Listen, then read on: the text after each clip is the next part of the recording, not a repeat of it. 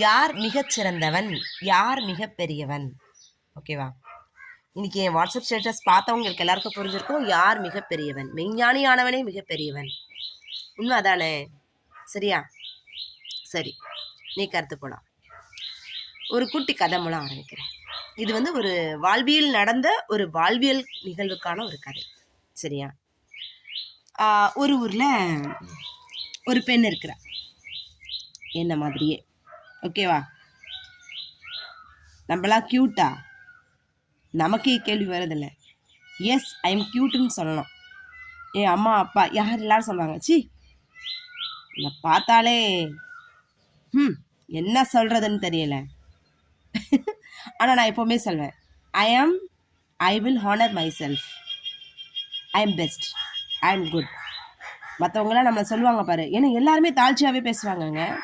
ஆனால் நான் என்ன எடுத்துப்பேன், எப்போவுமே என்னை யார் எவ்வளோ தாழ்ச்சியாக சொன்னா அந்த தாழ்ச்சி நான் இல்லைங்கிறத நான் என் மனசுக்குள்ளே கொண்டு போயிடுவேன்.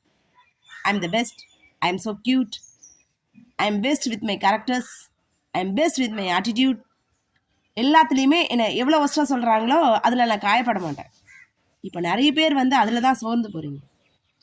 சின்ன வயசில் நம்ம அம்மா அப்பா ஃபஸ்ட்டு திட்டுறாங்கல்ல, என்ன பண்ணுவோம், யோசிப்போம்ல. இப்போ என்னை திட்டும்போது நான் யோசிப்பேங்க, I know about myself, I am good and best.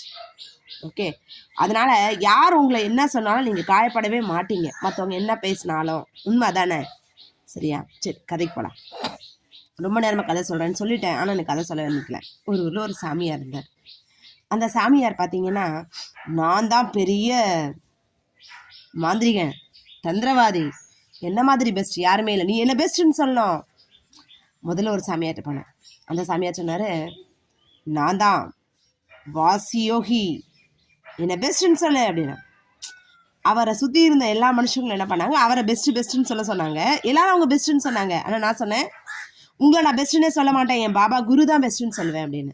N Baba குருங்கிறது Shirdi Sai. Okay, நான் அவரை தான் பெஸ்ட்டுன்னு சொல்லுவேன், எனக்கு அவர் தான் எனக்கு எல்லாமே பெஸ்ட் அப்படின்னு சொன்னேன். ரெண்டாவது ஒருத்தர் வந்தார். ஏய், நீ பார்த்தல எவ்வளோ விஷயங்கள் இழந்துட்டுருக்கேன், இப்போ சொல்லு, உன்னை காப்பாற்றுறதே நான் தான் பெஸ்ட்டுன்னு சொல்லுனாரு. நான் சொன்னேன், என்னடா இவர் தன்னையே பெஸ்ட்டுன்னு சொல்கிறாரு, இவரை நான் பெஸ்ட்டுன்னு சொல்லணுமா? அப்போ அவர் கூட ஒரு சாமியார் இருந்தா. ரொம்ப ஃபன் அது. ஓகே, அவங்க ரெண்டு பேரும் என்ன பண்ணுவாங்க, நாங்கள் தான் பெஸ்ட் பெஸ்ட் பெஸ்ட் சொல்லிட்டே இருப்பாங்க. நான் என்ன பண்ணேன், நீங்கள் பெஸ்ட்டா, உங்கள் தொழில் பெஸ்ட்டா, இது எல்லாமே இறைவன் உங்களுக்கு போடுற பிச்சை. நீங்கள் அவரோட நூலில் இருக்கக்கூடிய ஒரு பொம்மை தான். ஆட்டி விற்பவர் அவர், நடத்துகிறவர் அவர், எல்லாமே அவர் தான். நீங்கள் என்ன பெரிய ஆள்? சரி, அப்போ நான் சுவாமிகிட்ட சொன்னேன், சுவாமி இவங்கெல்லாம் தப்பாக தெரியுறாங்க, நீங்கள் இவங்களுக்கு சரியான பாடத்தை கட்டுவீங்க, நீங்கள் தான் பெஸ்ட் அப்படின்னு சொல்லணும் அப்படின்னு சொன்னேன். ஸோ அதுக்கடுத்து அவங்களுக்கு ஒவ்வொன்றுக்கா என்ன செஞ்சது, கடவுள் அந்த ஆணவம்ங்கிற ஒரு விஷயம் வருதுல, நான் தான் பெஸ்ட், என்னன்னா பிளாக் மேஜிக் பண்ணுவாங்க. அப்படியே பணம் அப்படியே கொட்டும். பணம் கொட்டினா எவ்வளோ பெரிய அதிசயம். சரியா? நான் சொன்னேன், ஒரு பெரிய கோடை போட்டு அது கீழே ஒரு சின்ன கோடை போட்டு என் சாயப்பா என்ன பண்ணாரு, சாவினோட விளிம்பில் ஒரு மனுஷனை கூட வித்தின் அ ஃப்ராக்ஷன் ஆஃப் செகண்டில் இப்படி ஒரு தொண்டையை பிடிச்சி என்ன பண்ணலாம், இப்படி பிடிச்சி கொடுத்தா என்ன பண்ணும், ரத்த ஓட்டமே நாளத்துலேருந்து ஓடும். சரிங்களா?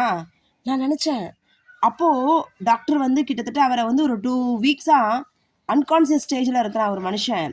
அவனை க்யூர் பண்ணக்கூடிய பெஸ்ட்டான ஒரு ட்ரீட்மெண்ட்டை என் மூலம் செய்ய வச்சாரே, அது பகவானோட செயல். He is the best one, வேற யாருமே கிடையாதுன்னு. ஸோ இந்த ரெண்டாவது சாமியார் என்ன பண்ணார், திரும்பவும் மேஜிக்.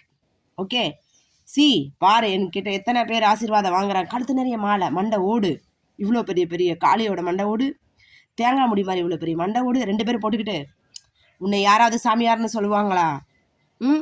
எங்களை பார், ஒரே சாமியார்னு போட்டுரும், உன்னை யார் சொல்கிறானே. என் வீட்டிலே ஒரே காமெடி எனக்கு. நான் உடனே கேட்குறேன், என்னது இப்போவும் திரும்ப நம்மளை கேட்குறாங்களே, இவங்க பெஸ்ட்டு சாமியார் நான் சொல்வேனா? நான் சொன்னேன், அப்படியா, நீங்கள் பெஸ்ட்டா?